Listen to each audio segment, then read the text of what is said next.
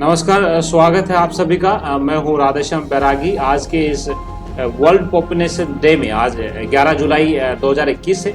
11 जुलाई को विश्व जनसंख्या दिवस के रूप में पूरा विश्व जो है सेलिब्रेट करता है। आज वर्ल्ड पॉपुलेशन डे है और उसी वर्ल्ड पॉपुलेशन डे की अगर अपन सुने तो भारत के परिप्रेक्ष्य में आज मैं इस स्पेशल लेक्चर को लेके आपके समक्ष लाया हूँ, ताकि ये विद्यार्थियों के लिए तो महत्वपूर्ण होगा ही, साथ में जो कामगार है, जो प्रोफेशनल्स हैं उनके लिए भी महत्वपूर्ण है, और जो आम जनमानस में संवाद की भूमिका निभाते हैं उनके लिए भी महत्वपूर्ण है। ऑथर्स के लिए, न्यू कमर्स के लिए, सबके लिए इम्पोर्टेंट है। तो आज अपन एक कंसोलिडेटेड वे में भारत की जनसंख्या के ऊपर थोड़ा सा डिस्कशन कर लेते हैं। उससे कौन से क्वेश्चन उठ सकते हैं, किस प्रकार हमें पेश आना जब कोई भारत की जनसंख्या के ऊपर कोई प्रश्न करता है। उससे पहले एक महत्वपूर्ण खबर और है जो स्क्रीन पे आप देख रहे हो। बिहार बंगाल में आबादी घनत्व देश के औसत से 3 गुना है। ये आज का वर्तमान परिप्रेक्ष्य की बात हो रही है। आइए अपन देख लेते हैं भारत के जो है बारे में, भारत की पॉपुलेशन के बारे में। पॉपुलेशन का यू टर्न अब आने वाला है। भारत की आबादी 2048 में दुनिया की आबादी 2064 में सिर्फ पर होगी, ऐसा अनुमान है। देश में जनसंख्या का पीक अब हमसे 27 साल ही दूर है। 100 करोड़ पर लौटेगी सदी के अंत तक हमारी आबादी, ऐसा अनुमान है। वाशिंगटन यूनिवर्सिटी की report health matrix and evaluation के अनुसार भारत की आबादी 2048 में और दुनिया की आबादी 2064 में शीर्ष पर होगी। भारत की आबादी सदी के अंत तक फिर 100 करोड़ के करीब आ जाएगी, ऐसा अनुमान है।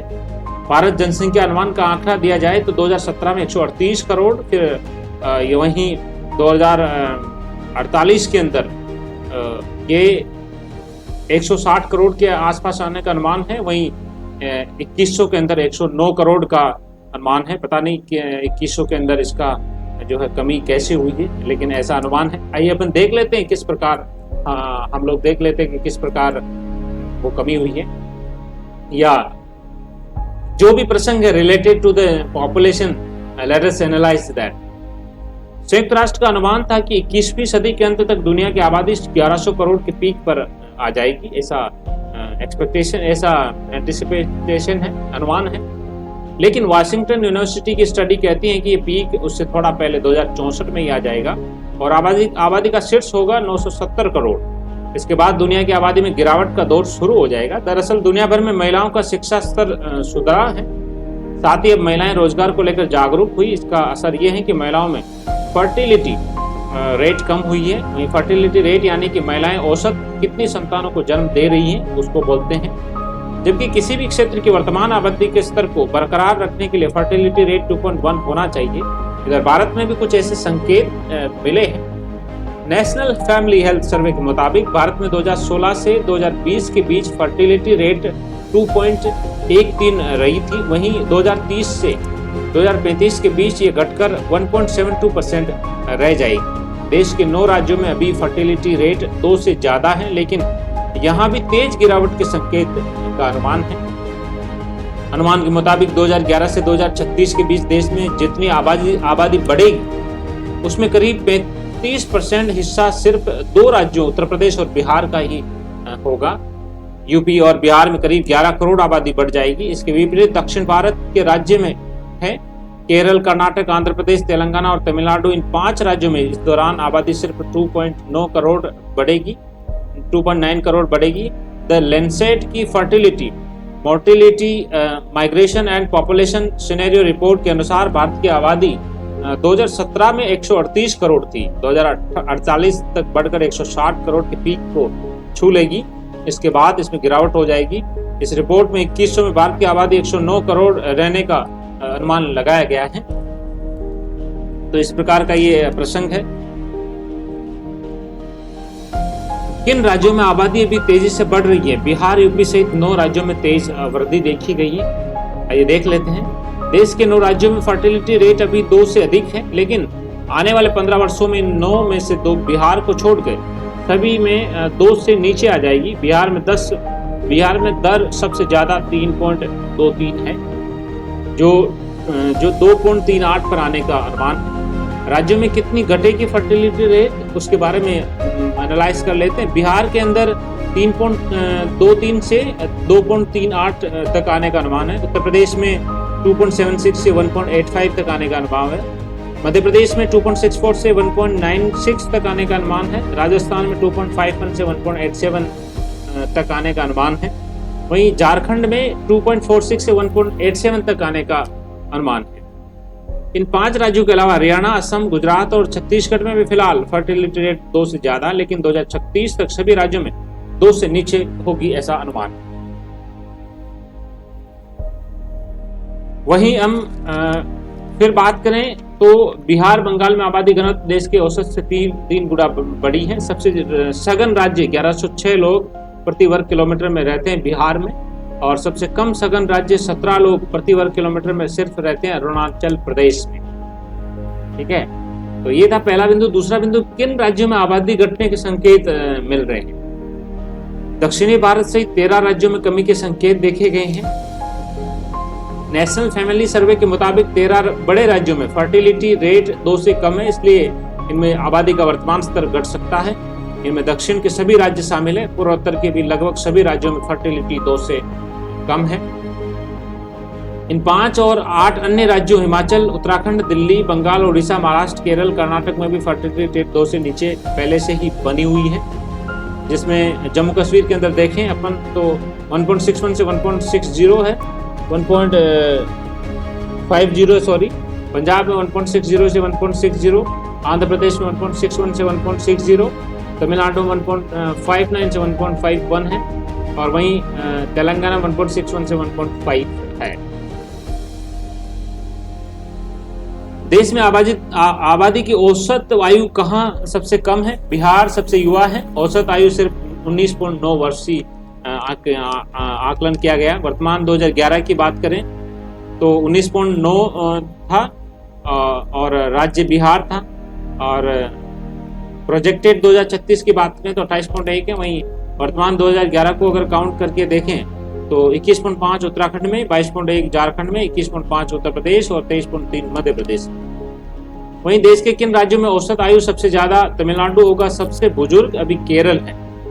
तो तमिलनाडु 2011 को देखें, देश में आबादी की औसत आयु बढ़ रही है। 2011 में 24.9 साल थी, इसलिए भारत दुनिया के सबसे युवा देशों में गिरा जाता रहा है। लेकिन 2036 में औसत आयु बढ़कर 34.5 हो जाएगी। सर्वाधिक तमिलनाडु में 40.5 साल होगी। तमिलनाडु में 2011 को देखें तो 29.9, महाराष्ट्र में 28.2, केरल में 31.9, हिमाचल में 28.2 और पंजाब में 27.7 तरफ है 2011 के अनुसार। 5वां प्रति 1000 पुरुषों पर सबसे कम महिलाएं कहाँ? दिल्ली में सबसे कम है, गुजरात में और कम होगी। देश में 2011 में 1000 पुरुषों पर महिलाओं की संख्या 943 थी, जो 1936 में 1957 हो जाएगी, ऐसा अनुमान है।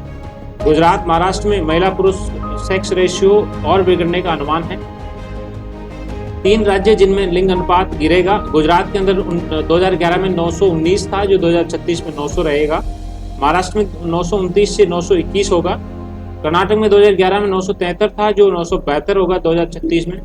दिल्ली में 2011 में 868 था, जो 2036 में 899 हो जाएगा। हरियाणा में 879 है, जो 2036 में 908 होने का अनुमान है। दिल्ली और हरियाणा सबसे खराब लिंग अनुपात वाले राज्य हैं। वहीं जो छठा बिंदु, देश में सबसे ज्यादा महिलाएं कहाँ बढ़ रही है, और इन 3 राज्यों में पुरुषों से ज्यादा महिलाएं हैं।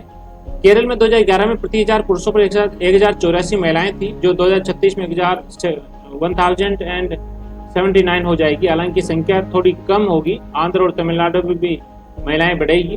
3 राज्यों में पुरुषों से अधिक होगी महिलाएं। वहीं केरल में 1084 2011 के मुताबिक, और 2036 में 1079। तमिलनाडु में 2011 में 996 थी, जो 2036 में 1015 होने का अनुमान है। आंध्र प्रदेश में 997 थी 2011, जो 1067 होने का अनुमान है 2036 में। सॉरी, 48.4% हिस्सा महिलाओं का भारत की कुल जनसंख्या के अंदर। वहीं 7वां बिंदु, आबादी वृद्धि में किस राज्य को कितनी हिस्सेदारी होगी? सिर्फ यूपी बिहार की हिस्सेदारी 33% से अधिक होगी। अगर हम एनालाइज करें तो उत्तराखंड की 0.9% और अन्य की 3.2 है। वहीं उत्तर प्रदेश की 19.2% हिस्सेदारी, बिहार की 14.5%, मध्य प्रदेश की 8.2% और महाराष्ट्र की 7.9% है, फिर राजस्थान की 7.2 है, गुजरात की 6.8 है, झारखंड की 4.0 है, बंगाल की 3.8, कर्नाटक की 3.5, दिल्ली की 3.2, हरियाणा की 3.0, छत्तीसगढ़ की 2.8, असम की 2.7, तमिलनाडु की 1.9, पंजाब की 1.6, आंध्र प्रदेश की 1.5, तेलंगाना की 1.5, केरल की 1.2, ओडिशा की 1.0, उत्तराखंड की 0.9 और अन्य की 3.2। ये सबसे कम किसकी? उत्तराखंड की है, और सबसे अधिक उत्तर प्रदेश की, उसके बाद बिहार की, और उसके बाद फिर मध्य प्रदेश आ जाता है। वर्ष 2011 की जनगणना के अनुसार भारत में नगरों में 37.7 यानी 30% यानी कि 37.7 करोड़ लोग रहते थे। 2036 में संख्या बढ़कर 59.4 करोड़ हो जाएगी, यानी कि 39% हो जाएगी। 31 से 39%। 2011 में जो 31% है शहरों नगरों में, वो अब 39% हो जाएगी। यूएन वाशिंगटन यूनिवर्सिटी की report health matrix and evaluation के ऊपर आधारित है ये आंकड़े। तो जाहिर सी बात है कि जनसंख्या के मामले में विश्व के साथ साथ भारत के में भी परिवर्तन बड़ा उल्लेखनीय हो रहा है। और इसी में देखें तो 70 साल में 1.5 करोड़ से 8 करोड़ हो गए अगर राजस्थान की बात करें तो। और 81% आबादी युवा, हर साल औसतन 9.27 लाख बढ़ रहे हैं। पुरुष आबादी, महिला आबादी, पुरुष आबादी लगभग 3 करोड़ 55 लाख है, वहीं 3 करोड़ 29 लाख महिला आबादी है, जिसमें 0 से 9 साल के लोग 1 करोड़ 22% है, और 10 से 14 साल के लोग 12% है, 15 से 19 साल के लोग 10.67% है, 20 से 24 साल के लोग 9.37% है, 25 से 29 साल के लोग 7.8% है, 30 से 34 साल के लोग 6.88% है, 35 से 39 साल के लोग 6.32%, वहीं 40 से 44 साल के लोग 5.44% और 45 साल से अधिक के लोग 1.26 करोड़ हैं, करीब 19% है। आज 19% है। राजस्थान की जनसंख्या वृद्धि की बातें करें तो बीते 7 दशकों में राजस्थान की आबादी 426% तक बढ़ी है। जनगणना 2011 के अनुसार राजस्थान की कुल आबादी 6,85,48,437 आंकी गई थी, जो मार्च 2021 में आबादी अनुमानित 8,01,29,740 मानी जा रही है। 1951 में ये 1,52,00,000 के आसपास थी। हालांकि आधिकारिक आंकड़े जनगणना होने के बाद ही जारी होंगे, लेकिन कोरोना टीकाकरण को लेकर सरकार की तरफ से प्रदेश को जो प्रोजेक्टेड आबादी मानी गई है वह यही है। 1909 में राजस्थान में अजमेर और मेवाड़ क्षेत्र ही थे। इनकी कुल आबादी जो है 1,02,00,000 थी, जो बढ़कर 2011 में 6,85,00,000 हो गई। मार्च 2021 में अनुमानित 8 करोड़ के मुताबिक हो जाएगी। राजस्थान का गठन 30 मार्च 1949 को हुआ था। 1951 में जनगणना हुई। इसमें जनगणना 1,52,00,000 आंकी गई थी। जयपुर की जनसंख्या तकरीबन 16,56,000 थी। 7 दशकों में आबादी करीब 426% बढ़ी है। 45 वर्ष या इससे अधिक उम्र के लोगों की कुल आबादी में हिस्सेदारी 19% है, जबकि 0 से 9 साल तक के बच्चों की आबादी सबसे ज़्यादा लगभग 22% है। तो इस प्रकार का ये प्रसंग राजस्थान के बारे में है। जो राजस्थान के विद्यार्थी हैं वो इन फैक्ट्स और फिंगर को नोट कर लेंगे। इसी के साथ ही मैं आज जनसंख्या के इस स्पेशल कार्यक्रम को यहीं पे दी एंड करता हूँ। आप go through this video once and twice, conclude your best questions and put those questions in your mind so that you can well answer during the exam, right? So have a nice time with you. Bye bye, take care.